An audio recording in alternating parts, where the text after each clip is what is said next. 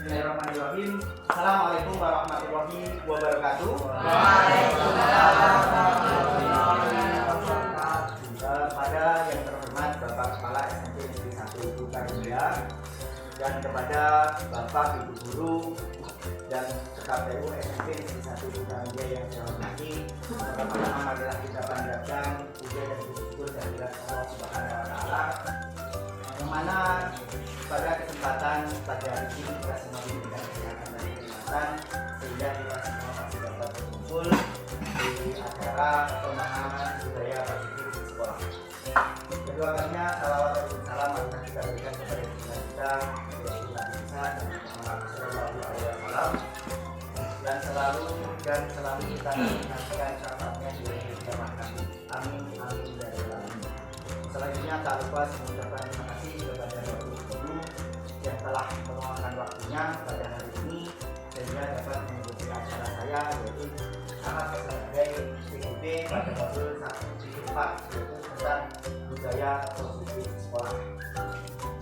Selanjutnya sebelum kita masuk ke acara, saya minta kepada Bapak Ferry untuk berdoa. Kepada Bapak Ferry, saya persilakan.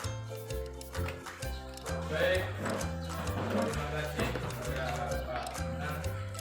Mari semua Bapak Ibu Dewan Guru untuk kita melakukan doa. Semoga apa yang menjadi keinginan kita supaya bisa terkabul dan apa yang menjadi hajat anak bisa terlaksana dengan baik. Marilah Bapak Ibu dan Guru berdoa menurut agama dan kepercayaan masing-masing. Doa mulai.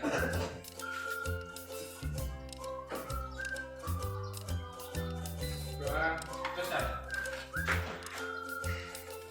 Terima kasih kepada Bapak Ferry masalah doa.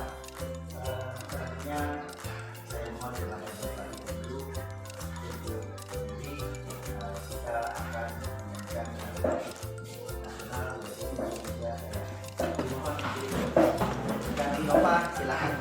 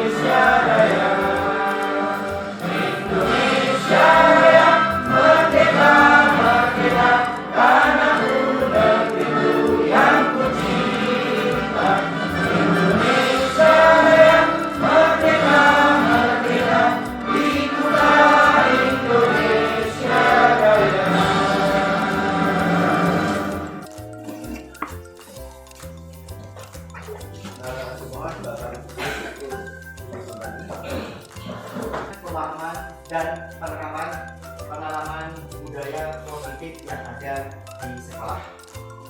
Sebelum kita masuk ke budaya positif yang ada di sekolah, di sini saya ingin bertanya kepada Bapak Ibu Guru, budaya positif itu kira-kira apa ya? Kira-kira ada yang tahu nggak budaya positif? Silakan Bapak Ibu Guru yang bisa menjelaskan. Budaya positif. Pak Sugino, silakan Pak Sugino. Budaya positif itu yang ada kalau yang di sekolah kita berarti mentaati peraturan sekolah. Contohnya budaya positif itu tetap datang tepat waktunya, yaitu masuk budaya positif menurut saya ya itu. Kemudian menggunakan seragam juga itu termasuk positif karena untuk mendisiplinkan ya, disiplin. Kalau udah disiplin semua itu nanti terjadilah budaya positif dan baik. Ya, terima kasih Pak Sunino. Kasih tepuk tangan sama Pak Sunino. Mungkin yang lain ada yang ingin menambahkan? Ya, silakan Bapak Menteri. Budaya positif itu budaya yang harus wajib dimiliki oleh setiap warga di SMP Negeri 1 Putra Mulia, Pak. Ya, Baik guru maupun siswanya. ya. Yang harus dimiliki itu ya banyak, Pak. Contohnya apa itu? Contohnya yang paling terpenting itu tepat waktu. Tepat waktu. Sampai kita masuk, kita keluar, kita Ya. kita seperti itu, Pak.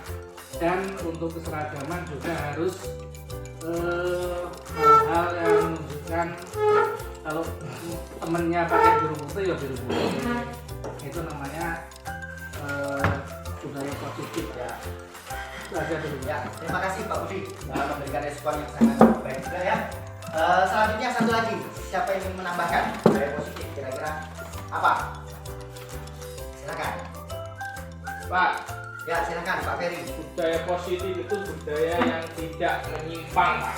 Ya, budaya yang tidak menyimpang yang harus dimiliki oleh semua warga SMP Negeri 1 Putra Mulia, baik guru ataupun siswa.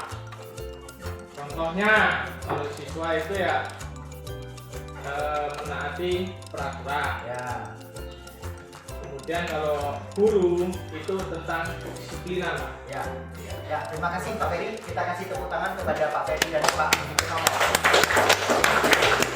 Oke, selanjutnya, jadi budaya positif adalah perwujudan dari nilai-nilai yang menjadi keyakinan universal yang dapat diterapkan di sekolah kita. Terus fungsinya untuk apa? Untuk memunculkan motivasi intrinsik. Motivasi intrinsik adalah motivasi yang ada di dalam diri kita. Jadi kalau kita sudah muncul dari dalam diri kita, maka itu akan lebih mudah untuk diterapkan. Tetapi kalau itu dorongannya dari luar, biasanya akan lebih sulit. Kadang-kala kita dalam kehidupan sehari-hari, kita rajin itu karena apa? Oh, karena takut sama gurunya. Ya, anak-anak itu takut sama gurunya, takut dihukum. Tapi setelah nggak ada gurunya, anaknya seenaknya sendiri. Suruh mengumpul tugas, ada gurunya galak dikumpul, gurunya nggak galak tidak dikumpul. Nah itu termasuk itu budaya-budaya yang kurang baik. Tapi kalau ada gurunya menjadi lebih baik. Jadi tugas kita adalah memotivasi dari dalam diri siswa, ada gurunya, tidak ada gurunya, tetap mengumpulkan tugas. Ya, lanjut. Nah, konsep inti dari budaya positif yang akan kita bahas pada hari ini yaitu yang pertama adalah satu, perubahan paradigma belajar. Kita merubah paradigma kita. Yang kedua adalah disiplin positif. Dan yang ketiga adalah nilai-nilai kebajikan. Dan yang keempat, kebutuhan dasar manusia. Yang kelima, motivasi perilaku manusia. Yang keenam adalah posisi kontrol guru. Kita harus bisa mengontrol ya terhadap siswa kita. Yang keenam adalah keyakinan kelas. Dan yang terakhir yang sangat dibutuhkan oleh kita yaitu segitiga restitusi. Segitiga restitusi yang terakhir itu adalah biasanya terkait dengan guru BK ya. Bagaimana memunculkan ide supaya anak tidak berbuat kesalahan lagi. Next. Nah, di sini ada yang pertama tadi pembelajaran dengan paradigma baru, yaitu pembelajaran dengan paradigma baru merupakan pembelajaran yang dirancang berdasarkan prinsip pembelajaran berdiferensiasi, yaitu sehingga para peserta didik belajar sesuai kebutuhannya berdasarkan tahap pengembangan sesuai teori psikologis modern untuk mewujudkan profil pelajar Pancasila. Itu yang digarisbawahi adalah berdiferensiasi, yaitu menyesuaikan proses pembelajaran sesuai dengan kebutuhan siswa. Bagaimana kita bisa tahu kebutuhan siswa itu seperti apa? Nah, dalam berdiferensiasi pada teori lama bahwa pendidikan itu berpusat pada guru. Maksudnya adalah dulu guru sebagai tolak ukur, yang di depan yang menjelaskan, yang menjawab, memberikan teori, semuanya guru. Tetapi sekarang paradigma itu dirubah menjadi berpusat pada murid. Jadi guru hanya membimbing. Semua yang dilakukan itu dikerjakan oleh murid. Supaya apa? Supaya murid memiliki rasa percaya diri, kemudian berani di depan, kemudian bisa mengembangkan bakatnya. Terus bagaimana cara mengembangkan bakatnya? Ya, kita memotivasi hal-hal baik yang ada di dalam diri siswa. Selanjutnya itu ada profil pelajar Pancasila. Yang pertama yaitu beriman dan bertakwa kepada Tuhan Yang Maha Esa dan berakhlak mulia. Kemudian yang kedua adalah mandiri. Yang ketiga bernalar kritis. Yang keempat berkebinekaan global. Yang kelima bergotong royong. Yang keenam adalah kreatif. Nah, di situ bahwa sekarang ini kita menggunakan kurikulum merdeka harus menggunakan profil pelajar Pancasila.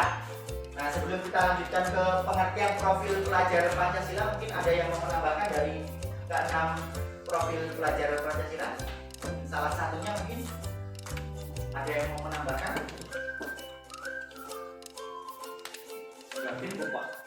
Cukup. Pak Jaran mungkin ingin menambahkan kira-kira keterangan dari ke-6 itu apa? Kalau waktu itu sebenarnya sudah cukup Pak. Cukup ya, tapi ini belum dijelaskan keterangannya ya. Ya, coba lanjut Pak. Nah, itu keterangannya di situ. Nah, beriman dan bertakwa kepada Tuhan Yang Maha Esa, yaitu maksudnya adalah pelajar yang berakhlak dalam hubungannya dengan Tuhan Yang Maha Esa dan memahami ajaran agama dan kepercayaan serta menerapkan dalam kehidupan sehari-hari. Jadi kita harus beragama sesuai dengan agama dan kepercayaan kita.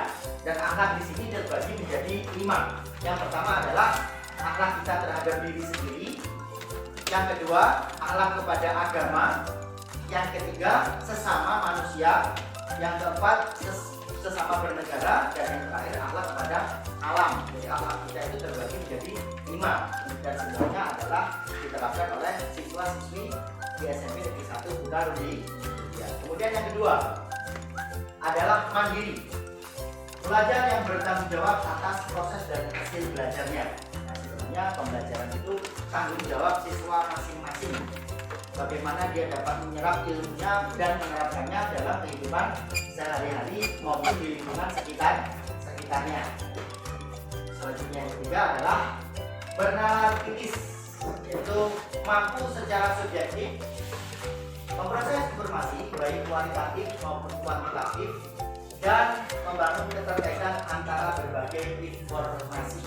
Dan jadi dapat menggali informasi yang terbaik, kemudian disampaikan, dapat mengevaluasi serta merefleksi apa yang telah dipelajari, gitu ya. Jadi kita harus berani mengungkapkan sesuatu yang ada di hati kita. Yang keempat yaitu berkebinekaan global, yaitu mempertahankan budaya luhur, lokalitas dan identitasnya, dan tetap berpikiran terbuka dalam berinteraksi dengan budaya lain. Nah, kita memiliki budaya sendiri ya, di sekolah kita ada budayanya, dan kita juga bisa mengambil budaya-budaya yang baik dari sekolah-sekolah yang lain atau dari kebiasaan-kebiasaan di wilayah yang lain. Tapi budaya yang kita ambil adalah budaya-budaya yang bagus. Kemudian yang kelima yaitu bergotong royong, yaitu kemampuan untuk melakukan kegiatan bersama-sama dengan sukarela agar kegiatan yang dikerjakan dapat berjalan dengan lancar. Nah, kita melakukan sesuatu harus bersama berkolaborasi agar tujuan kita itu dapat tercapai. Ya, kalau kita bersama otomatis akan lebih mudah. Tapi kalau kita sendiri otomatis akan lebih lama. Kemudian yang keenam yaitu kreatif. Apa kreatif? Mampu memodifikasi dan menghasilkan sesuatu yang orisinil, bermakna, bermanfaat, dan berdampak. Nah, jadi harus kreatif, mampu memodifikasi sesuatu menjadi lebih menarik, ya, memiliki daya tarik tertentu sehingga semuanya akan tertarik dengan apa yang kita kerjakan. Ya, jadi ini keenam profil pelajar Pancasila. Ada yang menambahkan sebelumnya Pak? Ya, silakan. Nah, itu kalau misalnya Pak, yang pertama itu beriman dan bertakwa kepada Tuhan Yang Maha Esa dan berakhlak mulia serta sopan santun. Sepertinya lebih jos Pak. Ya, sepertinya lebih jos ya. Ya. Tapi otomatis kalau dia beriman dan bertakwa kepada Tuhan Yang Maha Esa, otomatis dia memiliki sopan dan santun. Betul. Karena pada profil Pancasila ini udah ketetapan, ya, ketetapan dari pemerintah kita. Tapi mungkin bisa nanti diusulkan ya, Ya. bisa ada perkumpulan mungkin ditambahi sopan dan santun, gitu ya.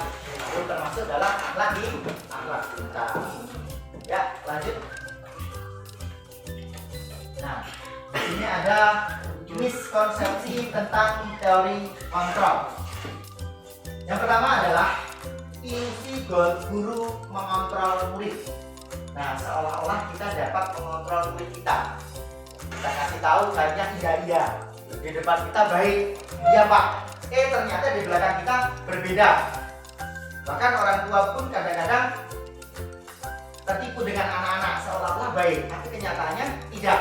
Nah, itu ilusi bahwa kita dapat mengontrol murid. Kemudian yang kedua, ilusi bahwa semua penguatan positif efektif dan bermanfaat. Nah, kita sering memberikan penguatan supaya anak-anak kita menjadi lebih baik dan bermanfaat. Tetapi kebanyakan setelah kita kasih ilusi, beberapa saat anak itu akan kembali lagi ke hatinya yang sebenarnya. Tuh, karena kita salah persepsi. Kemudian yang ketiga adalah ilusi bahwa kritik dan membuat rasa bersalah mampu menguatkan karakter siswa. Kadang-kadang kita membuat anak-anak itu seolah-olah merasa bersalah supaya karakternya terbentuk. Tapi kenyataannya apa? Belum tentu. Karena kadang-kadang anak itu merasa bersalah, nangis di depan kita. Di belakang kita dia akan melakukan hal-hal yang sama. Jadi memang ada perbedaan ya antara di depan kita dengan di belakang kita. Kemudian yang terakhir adalah ilusi bahwa orang dewasa berhak memaksa. Kadang-kadang setelah ketiganya itu kita tidak berhasil, kita akan memaksa dengan memarah-marah supaya anak menuruti perintah kita. Tapi biasanya di depan tetap mereka bisa, tapi di belakang kita mereka tetap melakukan kesalahan. Jadi apa yang kita inginkan kadang tidak sesuai dengan harapan. Kenapa tidak sesuai? Karena motivasi dalam diri anak, motivasi intrinsik dalam diri anak tersebut tidak dilakukan sehingga dia belum bisa merubah motivasi tersebut. Terus bagaimana caranya supaya motivasi itu terbentuk? Ya kita memberikan motivasi yang baik, biar dianalisis kemudian masuk ke dalam hati mereka supaya merubah sifat mereka yang kurang baik menjadi baik. Lanjut Pak. Ini selanjutnya adalah mengubah paradigma stimulus respon ke pendekatan teori kontrol. Pada stimulus respon bahwa kenyataannya atau realitas kebutuhan kita sama, tetapi pada teori kontrol realitas kebutuhan kita berbeda. Tuh memang benar ya, seolah-olah kayaknya sama. Anak-anak kita itu butuh buku, tetapi setelah kita cek bukunya ada yang masih bagus, ada yang sering dibaca, bahkan ada yang masih utuh bukunya nggak pernah dibuka. Artinya kebutuhan mereka berbeda.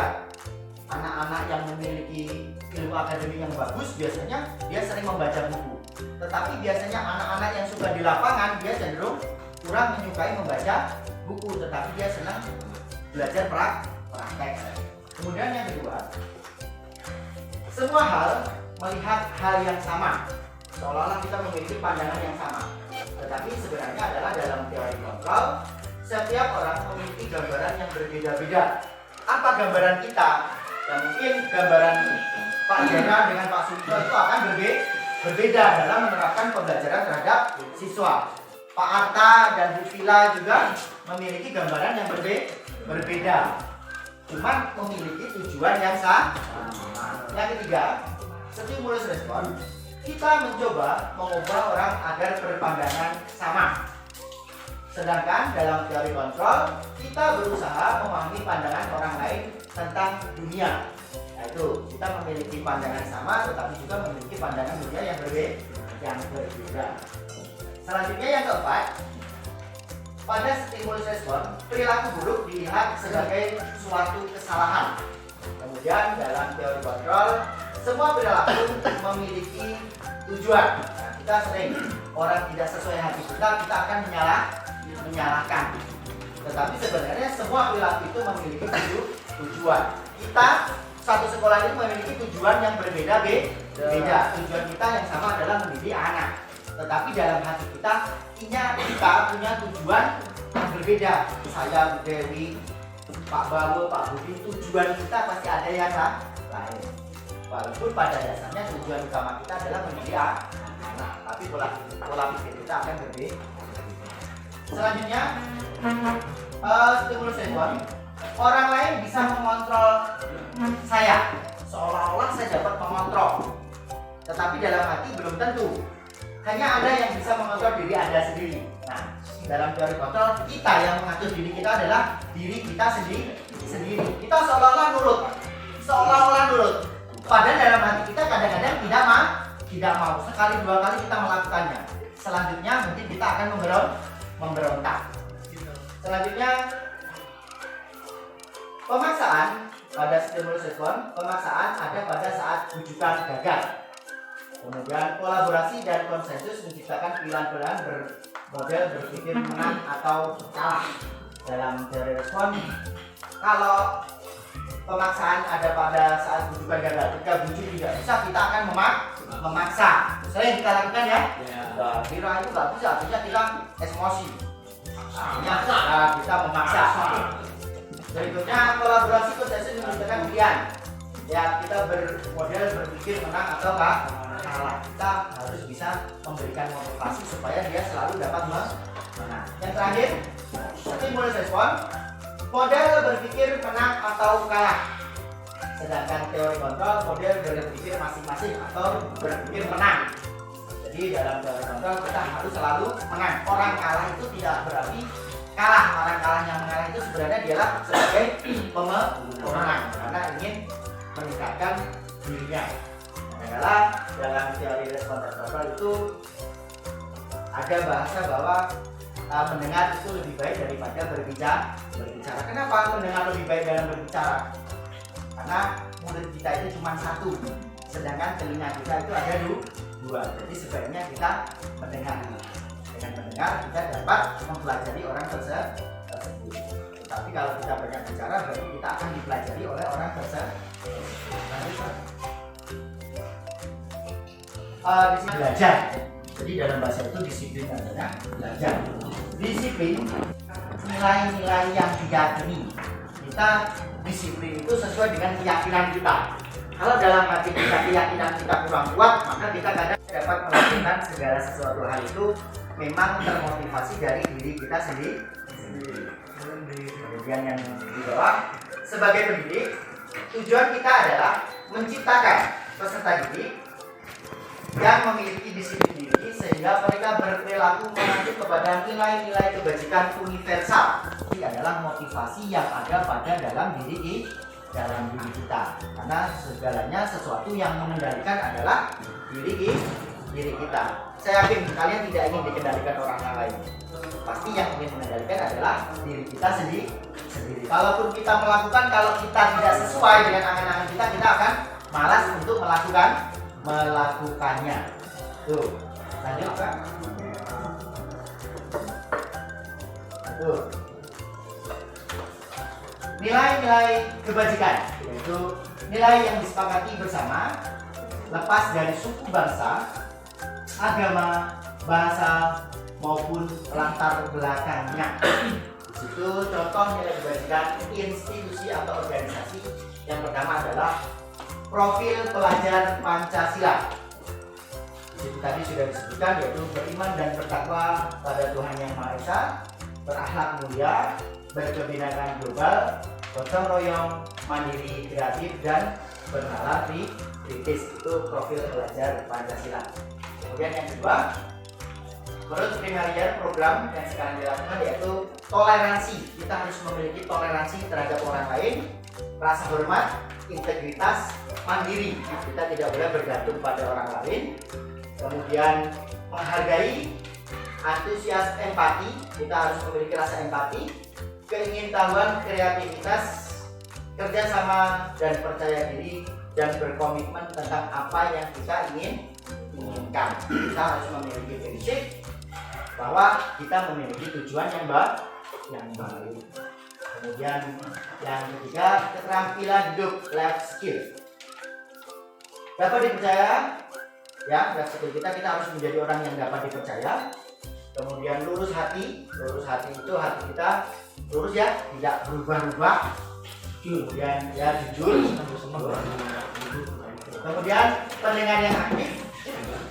Kemudian yang keempat, tidak merendahkan orang lain. Kita tidak boleh merendahkan bahwa kita lah yang paling pintar. Jangan mentang-mentang saya guru, murid kita itu di bawahnya semuanya harus nurut segala perintah kita. Walaupun kadang-kadang kita salah, kita tetap menghukum siswa untuk perilaku yang kurang baik. Kemudian memberikan yang terbaik dari diri. Bagaimana kita memberikan yang terbaik buat siswa kita? Yaitu memberikan contoh-contoh atau suri teladan yang baik agar apa yang kita lakukan dapat menjadi panutan bagi siswa-siswi kita di sekolah. Kayaknya pada semua ini ya. Mau tak kasih ice breaking tapi kayaknya tambah keringetan lagi. Amin ya, kita doakan semoga kita bisa diberikan kepada semua. Lanjut Pak. Sudah ya. Kebutuhan dasar manusia. Kita punya kebutuhan dasar. Nanti akan dibahas kebutuhan dasar itu apa aja. Nah, sebelumnya kita bahas sedikit. Kebutuhan dasar manusia adalah segala sesuatu yang kita lakukan untuk mendapatkan apa yang kita inginkan. Ya, kebutuhan dasar apa yang kita inginkan. Dan seluruh tindakan yang kita lakukan memiliki tujuan tertentu. Ya, pasti kita melakukan itu punya tujuan. Kalau nggak punya tujuan, kita nggak akan melakukan. Kemudian dan semua usaha terbaik yang kita lakukan adalah dalam rangka agar kebutuhan dasar kita terpenuhi dengan baik. Nah, kita lakukan itu demi mewujudkan kebutuhan dasar kita. Kebutuhan dasar kita ada beberapa macam, ada banyak macam. Ya, termasuk kebutuhan sandang, pangan, papan itu adalah kebutuhan dasar. Dan batin Pak. Ya, itu salah satu kebutuhan penting. Inti kebutuhan pokok juga itu termasuk ya. Mudah-mudahan harapan kita kebutuhan dasar kita terpenuhi, batin kita terpenuhi, kebutuhan kekuasaan kita terpenuhi, bahkan kebutuhan yang lain-lain semua akan terpenuhi. Lanjut.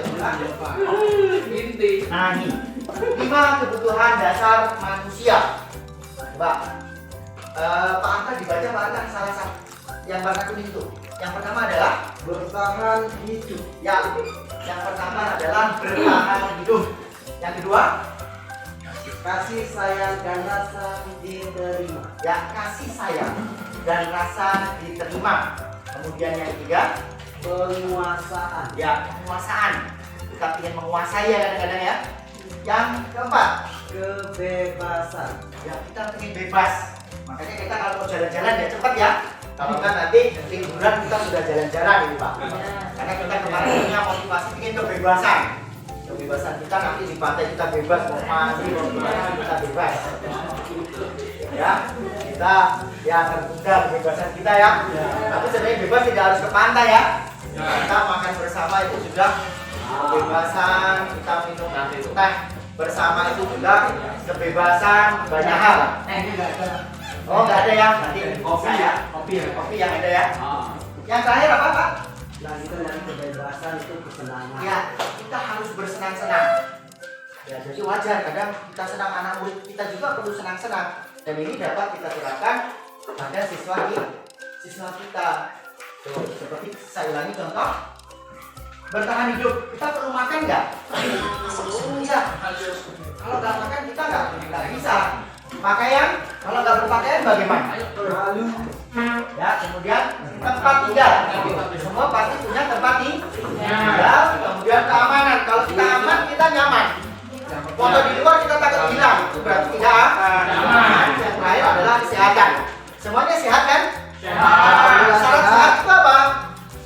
Ini Sehat jasmani dan Oh, rohani, sehat Pak. jasmani dan rohani. Rohani. Kalau kita sehat melakukan segala sesuatu itu akan terasa Enak, Pak. enak. Kalau nggak sehat, walaupun dikasih sate juga tidak Enak. pahit. Ya, itu ya. Berikutnya adalah kasih sayang dan rasa diterima. Nah, kita harus diterima, kemudian diperdulikan. Kalau anak-anak kita ketika berbicara kita tidak pedulikan, dia udah malas mau ngomong lagi. Makanya kita harus bisa menerima kasih sayang dan rasa diterima. Kemudian diajak kerjasama. Ya minimal anak itu disitu diajak berbicara dan kadang sudah sangat senang. Karena anak-anak ribut itu kadang-kadang cari perhatian kepada kita, ingin disayang oleh kita. Kemudian menjadi bagian dalam kelompok. Jadi anak itu menjadi bagian dalam kelompok kelasnya. Kalau dia dalam kelompok itu diajak berbicara, diajak mengumpulkan, biasanya dia memiliki rasa memiliki dalam hati. Tapi kalau tidak pernah diajak berbicara, dia akan cuek-cuek aja, tidak memiliki rasa di dalam hati. Kemudian yang ketiga adalah penguasaan. Penguasaan di sini terkait dengan harga diri, ya, harga diri. Kemudian keinginan untuk dianggap, ya kita ingin dianggap sama teman-teman kita diakui sama teman-teman kita bahwa kita ini adalah satu kelompok dengan mereka. Tetapi kalau kita tidak diakui, ya mungkin kita lebih baik mencari pengakuan ke kelompok yang lain. Kemudian memimpin, ya pasti suatu saat kita akan jadi pemimpin. Siswa kita juga akan memimpin. Entah memimpin apa, pasti akan jadi pemimpin. Kemudian berprestasi, diakui dan dikenal. Ya, diakui kemudian pengen berprestasi. Makanya prestasi kita itu berbeda. Ada prestasi akademik, prestasi dalam keterampilan di luar, prestasi dalam melakukan kegiatan. Jadi setiap anak itu pasti memiliki prestasi atau keinginannya masing-masing. Bagaimana cara kita merubah pola pikir mereka supaya prestasi itu dapat muncul dari dalam dirinya. Kemudian yang keempat adalah kebebasan. Kebebasan ini adalah ingin bebas mandiri, ya. Saya itu ingin melakukan segala sesuatu dengan sendiri bisa. Itu mandiri, kemudian memiliki pilihan. Kita kasih pilihan. Anak itu harus memiliki pilihan, kemudian mencoba hal-hal baru. Yang dicoba, yang belum pernah dicoba. Kalau itu menyenangkan, anak-anak akan tertarik. Kalau kurang menyenangkan, kurang tertarik. Kemudian yang berikutnya mampu mengendalikan arah dirinya. Tugas kita adalah mengarahkan dirinya menjadi lebih baik, karena anak seusia remaja kalau tidak diarahkan kadang-kadang tidak sesuai dengan yang kita harapkan. Ya tidak tahu bengkok itu lurus itu jalan yang ditempuh, kurang paham. Makanya kita mengarahkan supaya mereka berjalan yang lurus. Yang terakhir adalah kesenangan. Kesenangan yaitu bermain. Ya murid bermain senang ya. Jangan murid dulu aja kita bermain senang ya. Humor. Ya setiap manusia pasti memiliki rasa humor. Kita sering guyon-guyonan itu bagus, mengakrabkan murid supaya kita lebih dekat. Kalau kita nggak pernah ketawa, nanti kita takut teman mau bertanya. Jadi kita harus sering humor. Kemudian ya cepat seduk ya, antusiasme dan tertawa. Kita harus antusias, semangat. Ya kalau temennya lucu ya kita tertawa, jangan ditahan. Kalau nggak lucu ya kita ya ketawa lah. Biasanya puas karena menyenangkan hati orang itu juga sangat baik. Itu ya. Itu kita harus berusaha menyenangkan hati orang. Siswa kita ketika berpendapat juga kurang baik, kita harus memotivasi seolah-olah pendapatnya menjadi baik supaya dia semangat ketika akan melakukan sesuatu dan maju ke depan. Karena salah satu tujuan kita adalah meningkatkan rasa percaya diri pada siswa. Bagaimana cara meningkatkannya? Yaitu memberikan motivasi. Jangan sampai kita menghardik siswa atau menghukum siswa sehingga siswa tersebut menjadi takut untuk maju ke depan. Lanjut.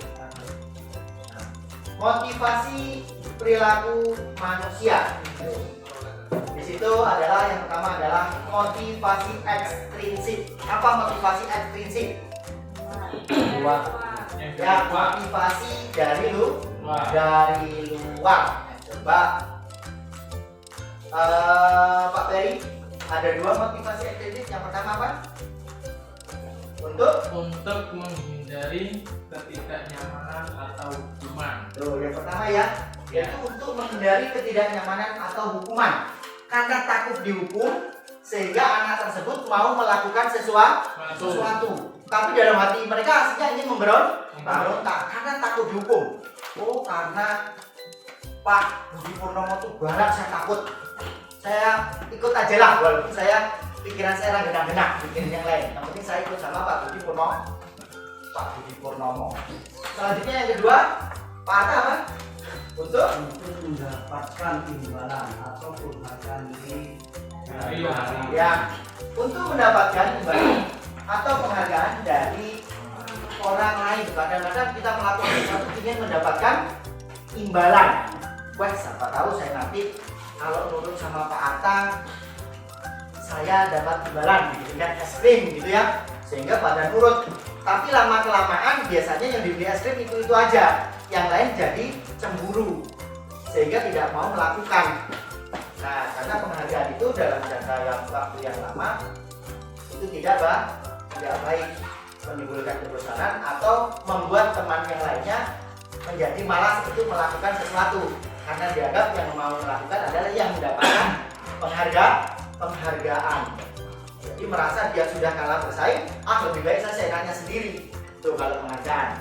Jadi motivasi ekstrinsik ini motivasi yang berasal dari luar. Jadi kurang bisa merubah watak pribadinya. Kemudian yang di bawahnya itu ada motivasi apa? Intrinsik. Coba Bu Dewi apa? Motivasi intrinsik. Untuk menjadi orang yang mereka inginkan dan menghargai diri sendiri dengan nilai-nilai yang mereka percaya. Ya, untuk menjadi orang yang mereka inginkan, menjadi orang yang diinginkan anak tersebut. Saya ini menjadi apa, gitu ya. Kemudian dan menghargai diri sendiri dengan nilai-nilai yang mereka percaya. Jadi ketika mereka melakukan, dia sangat bangga melakukannya. Apa yang saya lakukan adalah yang terbaik buat diri kita. Karena kadang-kala ketika kita bertanya kepada siswa kita, "Nak, tujuan kamu sekolah itu apa, Nak?" Banyak anak-anak yang masih bingung karena mereka belum termotivasi dari dalam diri mereka. Pak, yang penting sekolah, Pak. Nah itu. Nah dari situ anak-anak yang memiliki pemikiran seperti itu, kita harus merubah mindsetnya supaya tujuan sekolah adalah apa? Tujuan sekolah? Ilmu. Ingin mendapatkan ilmu. Ya, setelah mendapatkan ilmu, kita nanti harus punya cita-cita. Apapun cita-citanya. Mungkin ketika ditanya ada yang ingin jadi polisi, ada yang ingin jadi tentara. Jadi kita harus bisa memunculkan motivasi dalam diri anak kita supaya anak kita mendapatkan ilmu dan memiliki cita-cita yang dia inginkan. Kalau dia tidak punya cita-cita, dia bingung tujuan sekolah itu apa. Jadi sekolah itu hanya untuk syarat aja. Yang penting saya sekolah daripada tidak. Tapi mudah-mudahan dengan adanya ini motivasi basic nanti kita dapat menumbuhkan motivasi kepada siswa-siswi kita yang ada di sekolah, dan mudah-mudahan anak-anak kita nanti semuanya bisa tercapai cita-citanya. Ya, lanjut Pak. Nah, di situ ada 3 jenis ya tadi. Yang pertama adalah hukuman. Hukuman di situ tidak terencana atau tiba-tiba. Ya, kita menghukum pada kita panggil, ayo usap 20 kali, usap 25 kali, hormat bendera itu ya. Tuh, hukuman. Yang kedua adalah murid tidak tahu apa-apa yang akan terjadi, tidak dilibatkan ya, karena kita refleks, jadi kita kadang tidak melibatkan siswa, itu hukuman. Bersifat satu arah menurut di pandangan kita. Kalau menghukum biasanya kita sudah agak-agak emosi ya, kamu harus begini gitu ya. Yang keempat berupa hukuman fisik atau psikis. Hukuman fisik itu biasanya apa? Bisa kalau psikis ayo, kalau fisik push up, lari itu ya. Kalau psikis membuat Kelihatan yang kelas dan mengucapkannya. ya mengucapkannya. Saya tidak akan mengulangi kesalahan, kalau saya mengulangi saya akan dihukum. Nah ini ya, itu adalah hukuman ya psikis. Jadi membuat sebuah pernyataan bahwa dia tidak akan melakukannya. Bahkan kadang-kadang kita seperti Bu Dewi pernah mengalami ya, itu sering dulu waktu sekolah ya Bu Dewi ya, sama gurunya dibilangin kalimat yang kurang baik sehingga menyakiti hati. Ini gimana? Itu nggak berperasaan gitu ya, sehingga hatinya sakit. Itu juga termasuk psikis. Ya mungkin kalau dulu nggak apa-apa ya, karena dulu memang guru itu menjadi ya agak ditakuti. Tapi kalau sekarang anak-anak kita ketemu gurunya bukan takut lagi, kadang di jalan ketemu, hai Pak, gimana kabarnya? Tangannya diangkat, gitu ya. Halo Pak, Itu biasanya. ya halo Pak, gitu ya. Nah, jadi memang berbeda anak-anak zaman dahulu dengan anak-anak zaman sekarang. Kemudian yang kedua, konsekuensi. Setelah hukuman ada konsekuensi. Kalau konsekuensi itu apa? Terencana, disepakati sesuai peraturan. Jadi kita sudah membuat kesepakatan terhadap anak. Kamu nanti kalau terlambat, kamu akan begini. Jadi anak tahu terlebih dahulu. Waduh, saya nanti sanksinya ini, gitu ya. Kemudian yang kedua, murid tetap dibuat tidak nyaman, iya, karena dia takut dengan konsekuensinya, dia tidak nyaman. Waduh, nanti saya malu ini. Waduh, gimana ini, gitu ya. Kemudian sikap guru selalu memonitor murid, kita mengawasi murid, ya. Itu yang sering kita lakukan. Tapi itu biasanya teori itu banyak dilakukan di sekolah. Nah, kemudian yang sekarang terbarukan adalah yaitu teori restitusi. Yaitu apa? Restitusi Pak? Atau proses menciptakan kondisi bagi murid untuk memperbaiki kesalahan. ya, proses menciptakan kondisi bagi murid untuk memperbaiki kesalahannya. Bagaimana murid itu dapat memperbaiki kesalahannya? Ya, jadi murid biar tahu kesalahannya itu apa. Jadi kita tidak menghukum, tidak membuat konsekuensi, tapi kita berbicara dengan anak-anak itu dengan teori restitusi. Tuh, selanjutnya yang kedua, apa kata? Proses Kolaboratif yang mengajarkan murid untuk mencari solusi sendiri. ya.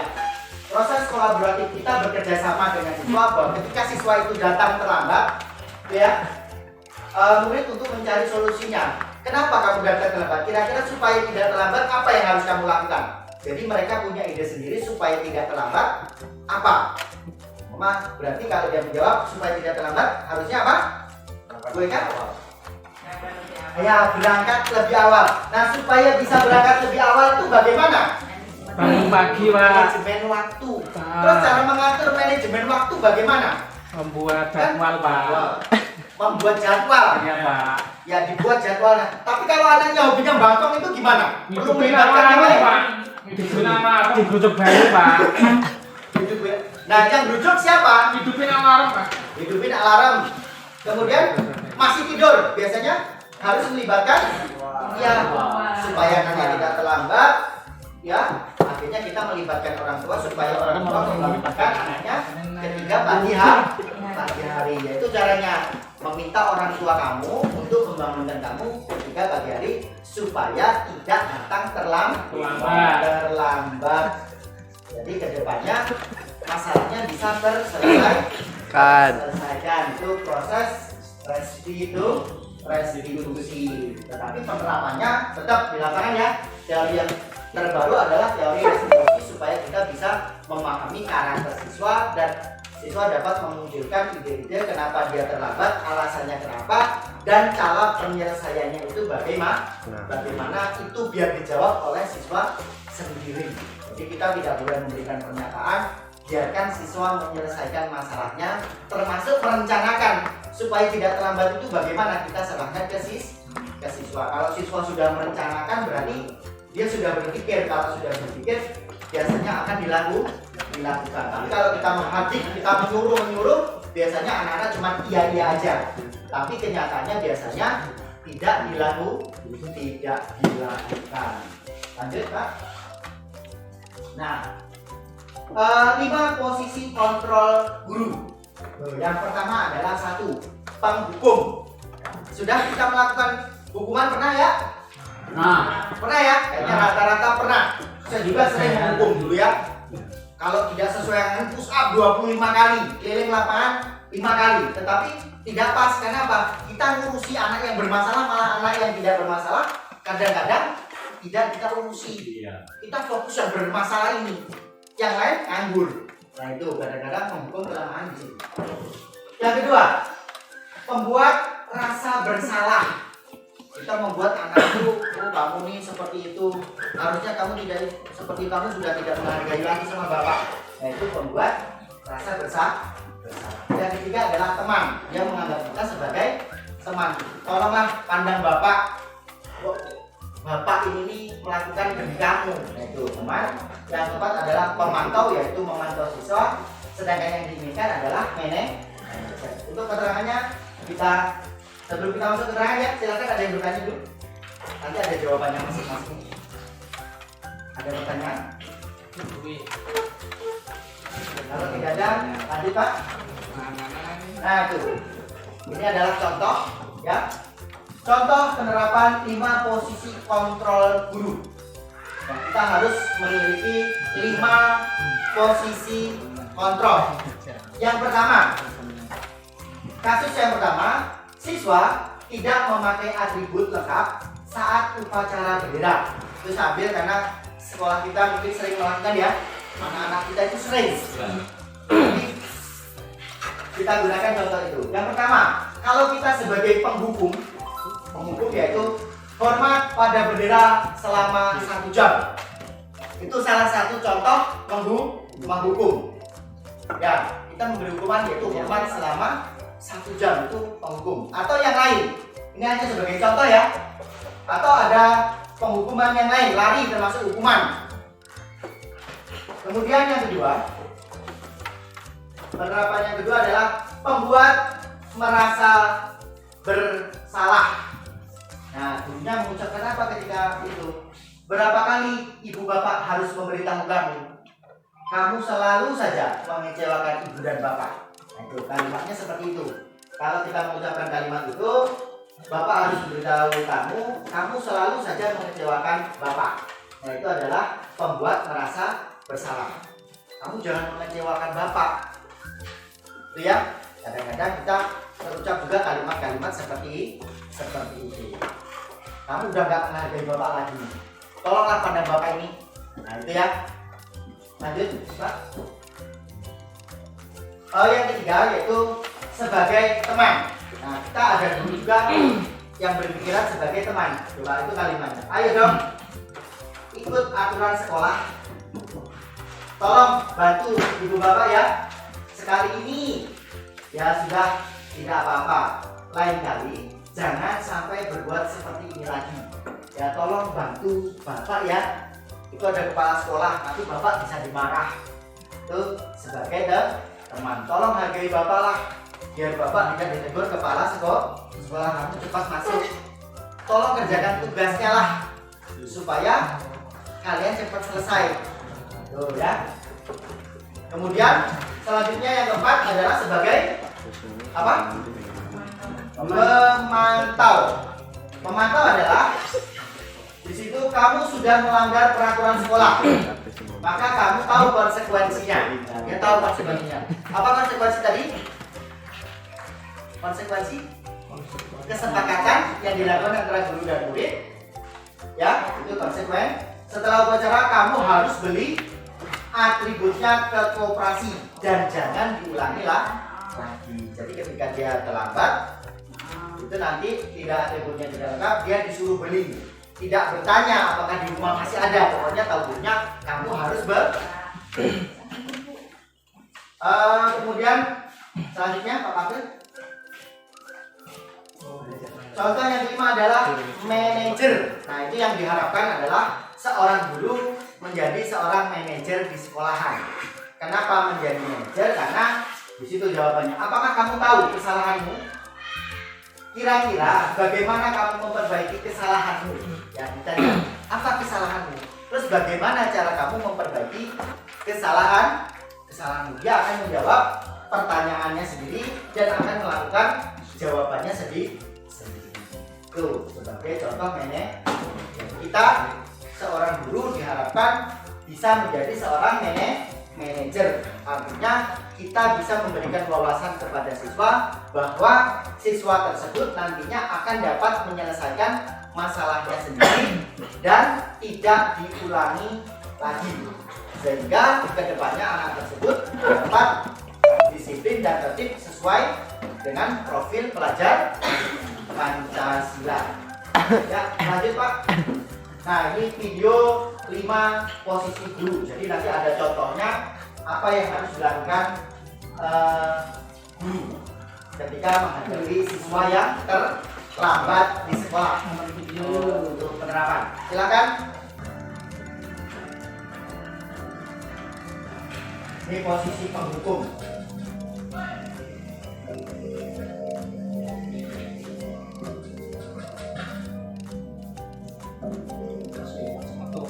Nalan!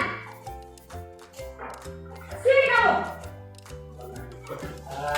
Itulah tadi contoh dari posisi kontrol guru. Yang pertama adalah sebagai penghukum, kemudian sebagai teman, kemudian sebagai apa tadi? Monitor atau pemantau. Kemudian selanjutnya masih 3, 4 manajer. Masih ada yang satu yang kurang. Apa tadi? Teman. Sebagai teman. Kita selayaknya sebagai guru harus menjadi sebagai manajer. Sebaik mungkin kita berusaha kita sebagai manajer. Jadi supaya apa? Supaya siswa kita bisa memunculkan ide-ide dari pikiran sendiri dan menyelesaikan masalahnya sendiri. Ya, lanjut Pak.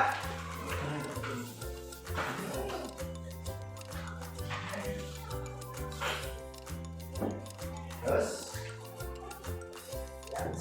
nah, kita coba saya kasih pertanyaan Bapak Ibu dulu, ya. 5 posisi kontrol apakah aktif dari kelima tadi? Tadi sudah digambarkan ya videonya. Nah, sekarang saya minta Bapak Ibu untuk menjawab. Jadi jawaban apapun kita benar ya. Nah, kita harus bisa membimbing, memotivasi. Kalau kita sebagai siswa, walaupun jawaban siswa itu kurang tepat, kita tetap memberikan motivasi seolah-olah merasa kita cek. Saya kecewa sekali dengan kamu. Itu termasuk apa dari 5 posisi kontrol? Apa? Pak Atta dan Pak Pata pembuat rasa bersalah. Ada yang lain yang memiliki perbedaan atau sama? Coba. Sama. Ya, semuanya sama ya. Saya kecewa sekali dengan kamu. Itu adalah pembuat rasa bersalah. Seolah-olah murid kita itu akan merasa bersalah. Itu ya. Jadi kayaknya sudah paham dari video tadi ya. Paham bahwa kecewa sekali dengan kamu itu membuat rasa bersalah. Yang kedua adalah kamu tidak pernah benar-benar melakukannya. Apa? Kamu tidak pernah benar-benar melakukannya. Apa? Penghukum, Pak. Tidak pernah benar-benar melakukannya. Penghukum. Ada yang lain? Pak Budi coba. Rasa bersalah. Apakah manajer? Apa nah? Tidak pernah benar-benar melakukannya. Berarti kita mengamati. Berarti apa itu? Ya. Yang kedua ini adalah sebagai pemantau. Itu kamu tidak pernah benar-benar melakukannya. Berarti guru sebagai posisi pemantau. Lanjut yang ketiga.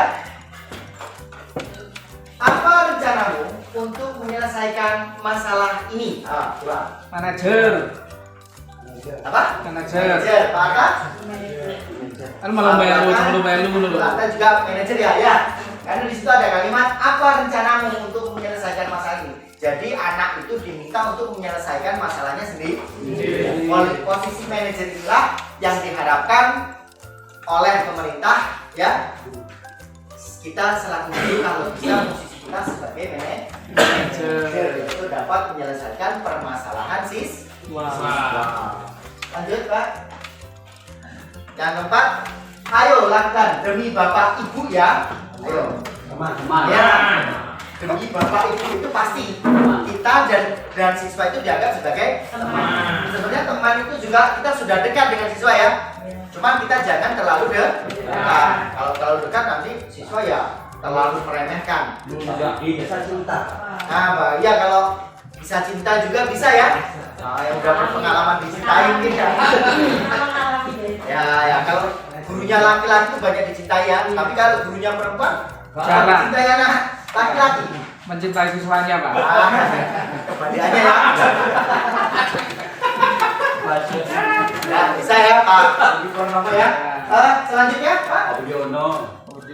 Kamu tidak pernah. Ya, kamu tidak pernah mendapatkan nilai jika tidak mengerjakan tugas. Apa itu? Jelas itu ya. Kalau nggak mengerjakan tugas, kamu tidak akan nilai. Kalau nggak dapat nilai berarti tidak naik ke hukum. Nah, kita sering menakut-nakuti siswa. Nah, dari kelima contoh ini tadi, kalau bisa kita menerapkan yang kelima yaitu posisi sebagai manajer. Nah, mudah-mudahan kita semua diberikan kesehatan sehingga kita dapat menerapkan posisi kita sebagai posisi manajer. Pertama, ya karena kita berbeda di SD ya. Kalau di SD itu manajernya ya wali kelas.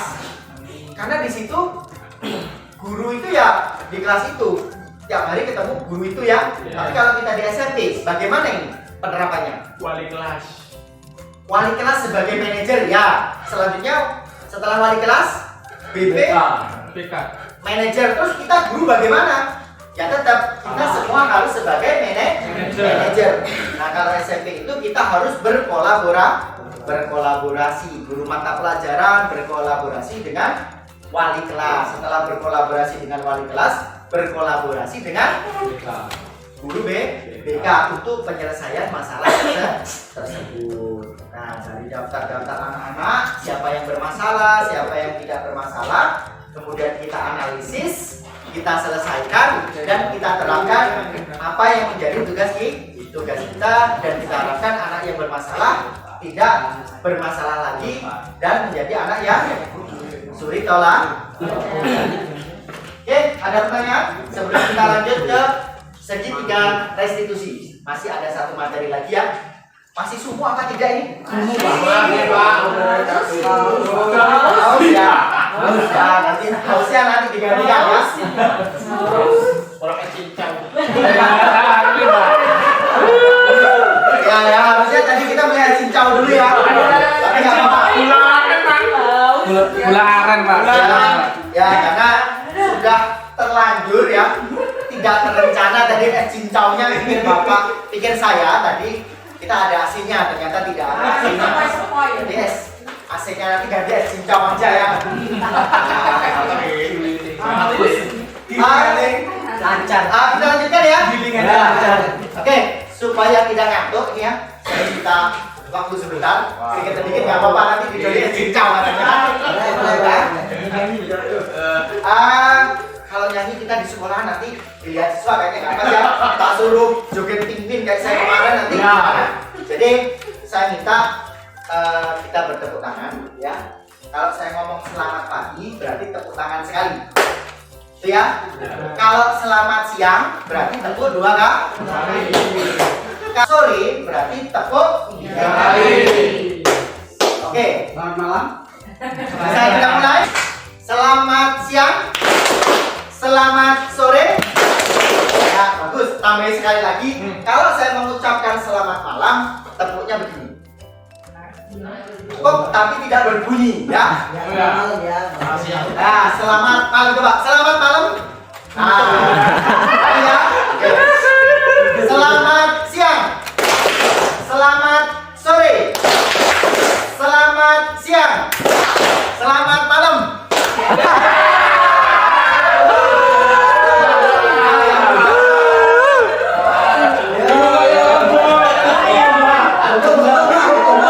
Gimana dia ngomong ke sini? Diulangi atau gimana? Ulangi ya. Lembur ya menurut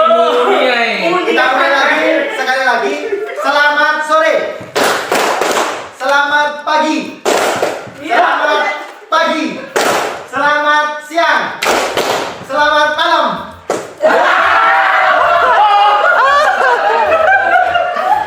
Wah, ternyata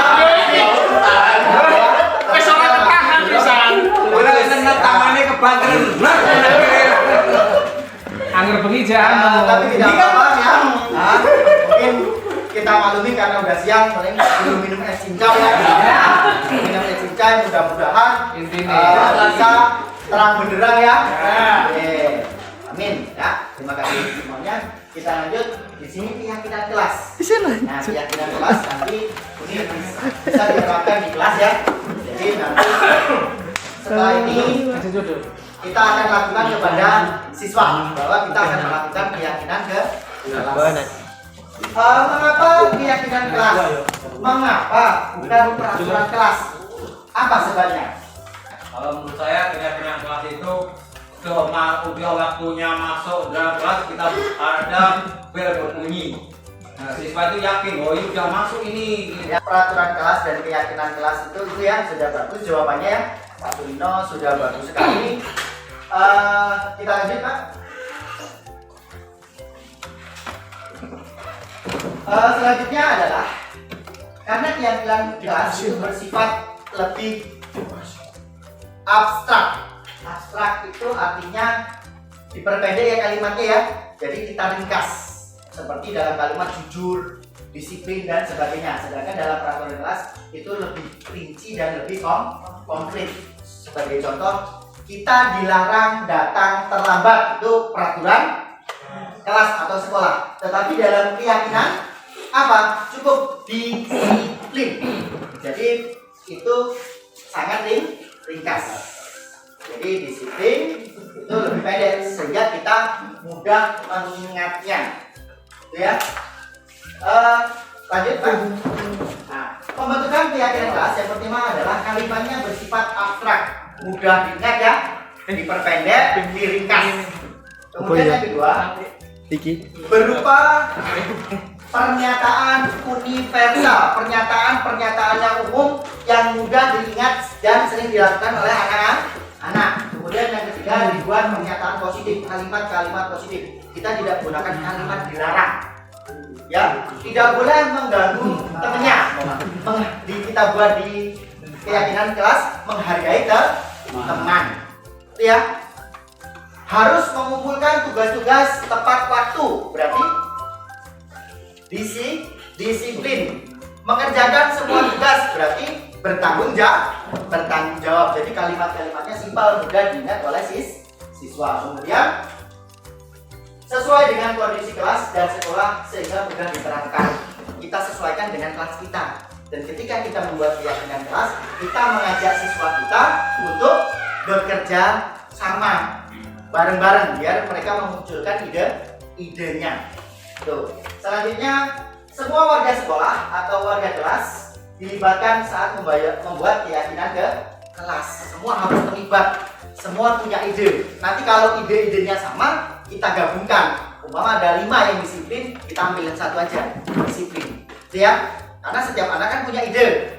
Kita tempelkan ide-idenya. Kita tulis. Umpama yang disiplin ada 5 orang, berarti kita ambil satu. Yang bertanggung jawab ada 5 orang, berarti kita ambil satu. Dari semuanya itu nanti kita pilih keyakinan kelas yang akan kita gunakan. Lanjut Pak. Nah, segitiga restitusi adalah suatu prosedur yang dijalankan oleh guru agar dapat menghasilkan murid yang mandiri dan bertanggung jawab. Jadi ketika murid kita melakukan kesalahan, jadi kita tidak menghukumnya, memarahinya. Orang bersalah itu wajar. Ya, kadang kita belajar dari kesalahan kita. Seperti pepatah bahwa kita tidak akan masuk ke dalam lubang yang sama. Kita akan tahu dan dapat menghindarinya. Jadi seperti itu ya, kita harus pandai-pandai untuk memotivasi peserta didik kita. Dengan cara apa? Itu segitiga restitusi. Ada 3 macam segitiga restitusi. Yang pertama adalah menstabilkan identitas. Kemudian yang kedua adalah setelah stabil identitasnya ya, kita masuk yang kedua adalah validasi tindakan yang salah ya. Setelah validasi tindakan yang salah, yang ketiga baru kita menanyakan keyakinan, yaitu keyakinan kelas kita. Itu ya. Lanjut Pak, sekarang keterangannya. Nah ini kita masuk menstabilkan identitas. Berdasarkan ini membuat kesalahan, ketika siswa membuat kesalahan adalah bagian dari proses pembelajaran. Orang salah itu ternyata proses pembelajaran. Semua pasti pernah berbuat salah, tapi salah itu dengan kesalahan itu kita dapat belajar dari kesalahan kita. Yang pertama, berbuat salah itu wajar. Nah, ketika anak berkesalahan kita berbuat salah itu wajar. Saya juga pernah melakukannya ya. Jadi anak tidak merasa waduh, ya. Ketika kita ngomong itu dia akan merespon. Tidak ada manusia yang sempurna. Nah, dia tahu tidak ada manusia yang sempurna. Berarti setiap manusia pernah melakukan kesalahan. Yang ketiga, ibu bapak juga pernah melakukan itu. Ya, karena kita manusia. Yang keempat, ibu bapak tidak mau mencari siapa yang salah, tetapi bapak ingin mencari solusi dari permasalahan ini. Dan kita memanggil itu mencari solusi yang terbaik untuk anak kita. Dan terakhir, kamu berhak merasa begitu. Itu cara menstabilkan identitas. Ketika kita memanggil anak, beginilah cara menstabilkan identitas. Nanti kita ada videonya juga ya. Ada pertanyaan tadi?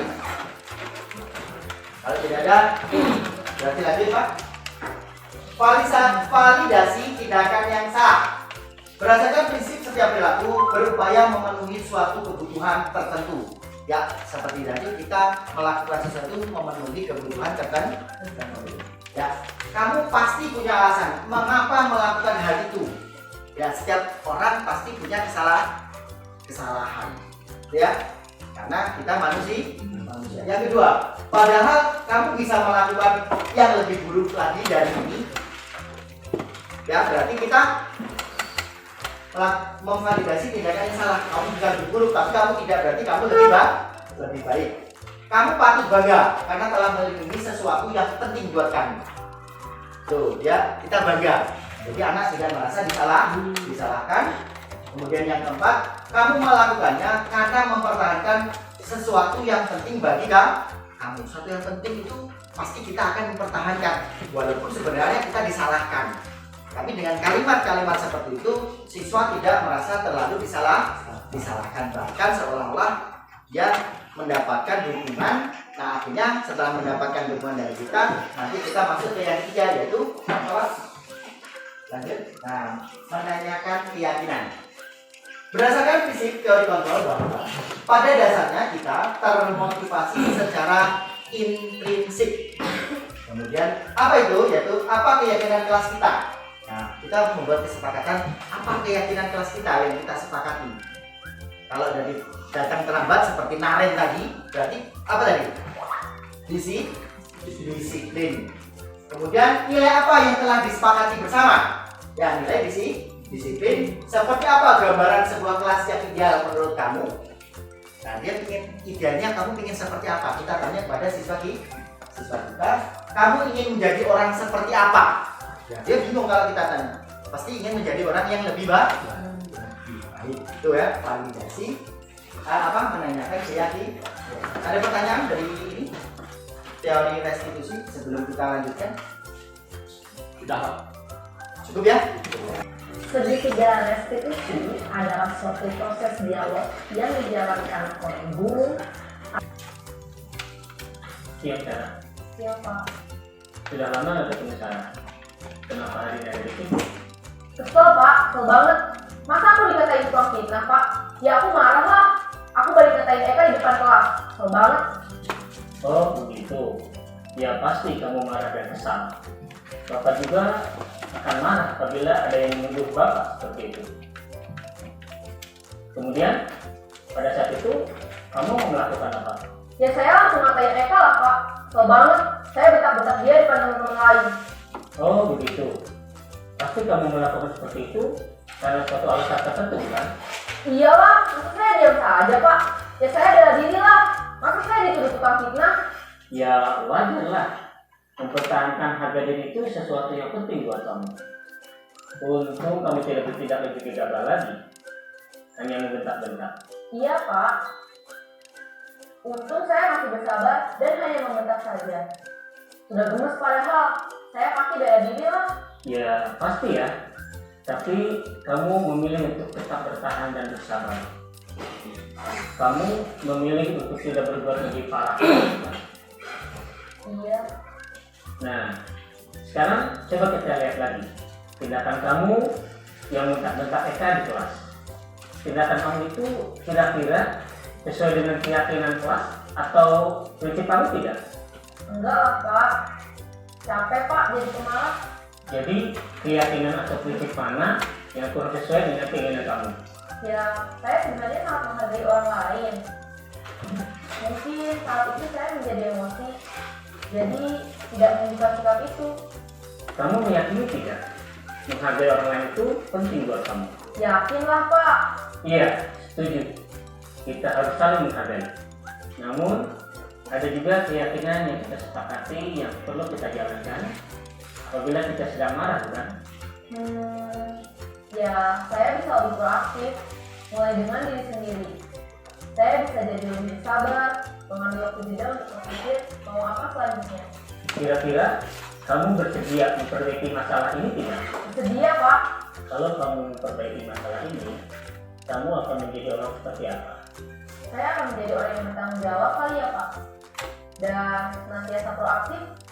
Iya, menurut kamu bagaimana rasanya menjadi orang seperti itu? Ya nyaman lah, bangga bisa bersabar dan mandiri. Baiklah kalau begitu. Yuk kita pikirkan bagaimana memperbaiki masalah ini. Cukup ya, ada pertanyaan dari materi yang saya sampaikan dengan video yang telah diterapkan. Silakan Bapak Ibu, sebelum kita lanjut ke sesi terakhir, silakan bertanya. Cukup Pak, cukup. Kalau sudah cukup, kita lanjut Pak. Yang terakhir ya, penutup. Oke. Dalam penerapan program disiplin positif, hendaknya guru memiliki standar kepribadian profesional dan sosial yang baik, di mana guru mampu merefleksikan dirinya dalam posisi kontrol saat ini. Bagaimana perjalanan dirinya sebagai among atau manajer yang menuntun murid-muridnya menjadi insan yang mandiri, merdeka, dan bertanggung jawab. Nah, intinya kita dapat menuntun murid-murid kita menjadi siswa yang bertanggung jawab, disiplin, dan berkarakter sesuai yang diharapkan oleh profil pelajar Pancasila. Dan untuk menjadi itu, maka kita seorang guru harus menjadi suri tauladan yang baik terhadap siswa dan harus memberikan motivasi yang baik sehingga tercipta budaya-budaya yang positif yang ada di sekolah. Mungkin itu saja yang dapat saya sampaikan. Apabila ada kata-kata saya yang kurang tepat, Bapak Ibu, saya mohon maaf. Dan sebelum saya tutup, saya kembalikan kepada Bapak Ferry untuk berdoa menutup acara. Marilah Bapak Ibu Dewan Guru, setelah kita menyaksikan dari Bapak Nanang, semoga apa yang diajarkan oleh Bapak Nanang bisa menjadi atau bisa kita terapkan dalam SMP kita, khususnya pada siswa kita. Marilah kita berdoa menurut agama dan kepercayaan masing-masing. Doa mulai. Selesai.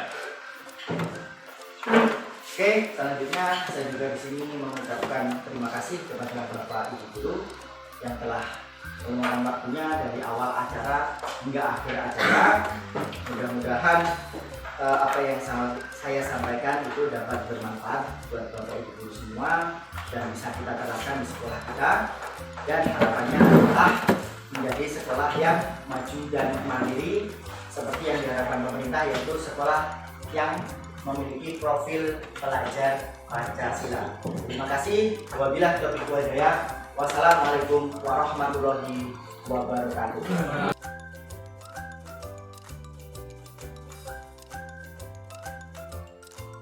Oke, assalamualaikum warahmatullahi wabarakatuh. Waalaikumsalam warahmatullahi wabarakatuh. Bagaimana kabarnya anak-anak? Sehat. Alhamdulillah sehat ya. Oke, pada kesempatan siang hari ini kita akan membuat sebuah keyakinan kelas. Ada yang tahu nggak keyakinan kelas itu apa sih? Apa bedanya keyakinan kelas dengan peraturan kelas? Ada yang tahu? Kalau keyakinan kelas itu bersifat abstrak atau terbuat dari kalimat yang positif, sedangkan peraturan kelas itu biasanya menggunakan kalimat-kalimat yang lebih panjang. Dan kenapa kita harus membuat keyakinan kelas? Kita membuat keyakinan kelas supaya kita bisa mentaati atau meyakini dari diri kita untuk dapat melaksanakan peraturan-peraturan yang kita yakini. Contohnya, jika kalian ada teman yang mencontek, itu dalam peraturan kelas tidak boleh mencontek, tapi kita rubah kalimatnya dalam keyakinan kelas menjadi jujur. Tidak boleh membuang sampah sembarangan, kita rubah kalimatnya menjadi jaga kebersihan. Yang ketiga, tidak boleh datang terlambat, kita rubah kalimatnya menjadi disiplin. Ya. Mengumpulkan tugas tepat waktu dan dapat dipercaya dalam kalimat keyakinan bertanggung jawab. Inilah contoh-contoh dari keyakinan kelas yang akan kita yakini dan akan kita percayai di kelas ini. Oke. Jadi untuk memulai saya akan membagikan ini kertas ini saya bagi satu persatu. Nanti keyakinan kelas apa yang ada yakini kita tempelkan di samping ya. Kemudian kita seleksi mana yang memiliki keyakinan berbeda-beda baru kita tempelkan, yang sama nanti akan saya ambil. Oke, saya bagikan. Silakan langsung ditulis, tidak apa-apa.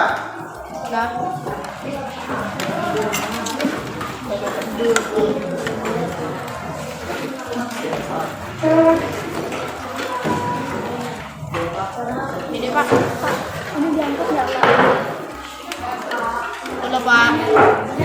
Kalau Pak, entah aku bentar. Ya. Coba dibagi. Ya, bagi temannya dulu. Dan cepat. Warna tidak pengaruh ya, karena tidak dikasih nama. Ya, tidak ada namanya. Hanya Anda yang tahu keyakinan kelas mana yang akan Anda pilih. Hanya satu, Anda memilih satu. Kalau jujur ya jujur, bertanggung jawab jawab.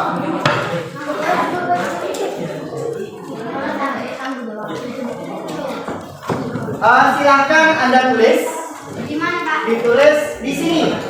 Ini ada yang lengket, ya. Yang lengket di belakang karena ada tulisnya yang tidak lengket. Karena nanti ini akan ditempelkan di sini. Ya, dituliskan sesuai keyakinan kalian. Coba dulu. Nanti kita bagian gitu, lengket. Ini lengket. Yang sudah silakan ditempelkan. Yang sudah langsung ditempel.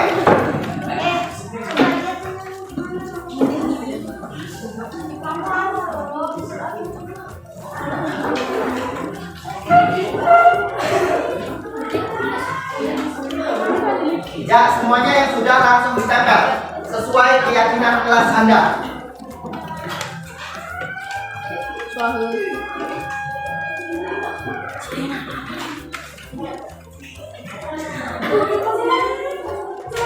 Oke, akan saya seleksi ya. Mana yang sama dan tidak? Di sini ada yang jujur. Jujur kita ambil satu sama jujur, dua jujur, tiga jujur, 4 berarti ya jujur semua, banyak yang jujur berarti sini ya. Nah, jujurnya yang paling bagus ini ya, jujur. Kemudian disiplin. Nah, ini ada disiplin. Disiplin ini tidak boleh nyontek, ini kalimatnya terlalu jauh. Disiplin ya, disiplin, masih ada yang disiplin. Tanggung jawab, tanggung jawab, disiplin, jaga kebersihan, tanggung jawab.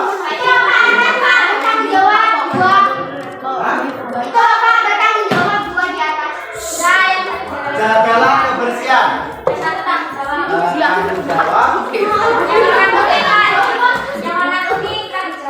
Ya, tanggung jawab. Jujur, disiplin, ada itu ya.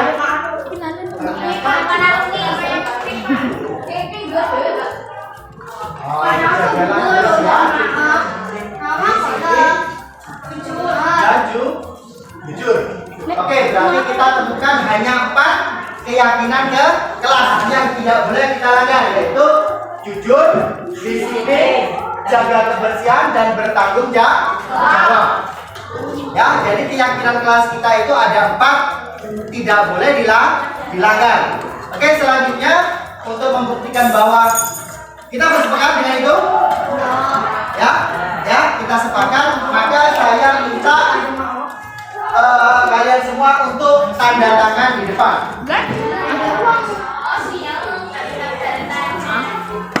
Sini ya, silakan untuk tanda tangan.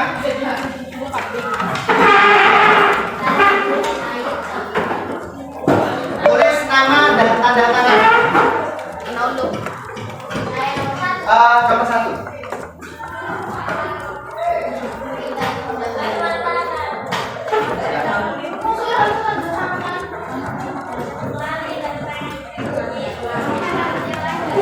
Ya, nama panjang.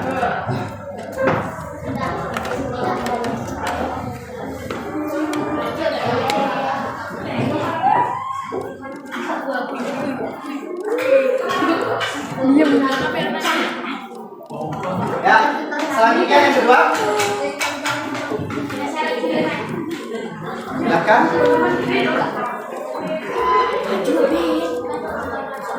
Saya harus jadi orang yang ketiga.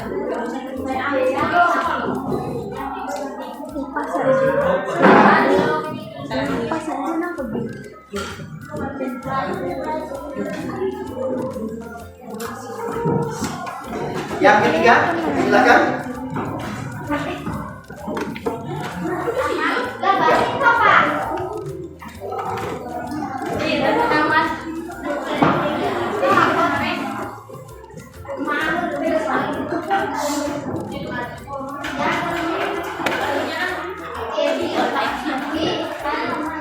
Yang keempat.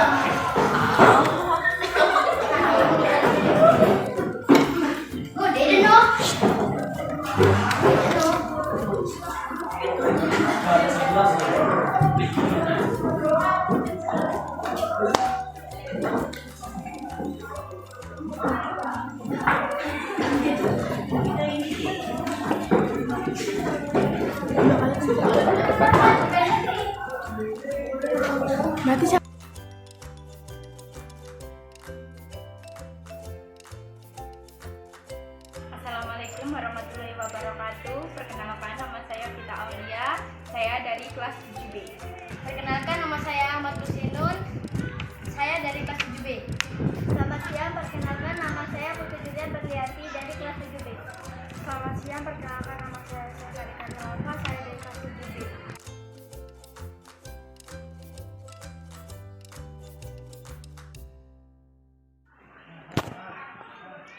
Saya sangat senang sekali.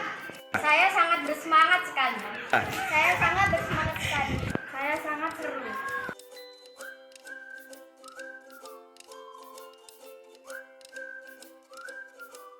Karena dapat menumbuhkan rasa tanggung jawab. Agar membuat kita lebih jujur. agar membuat kita lebih jujur, agar membuat kita lebih disiplin.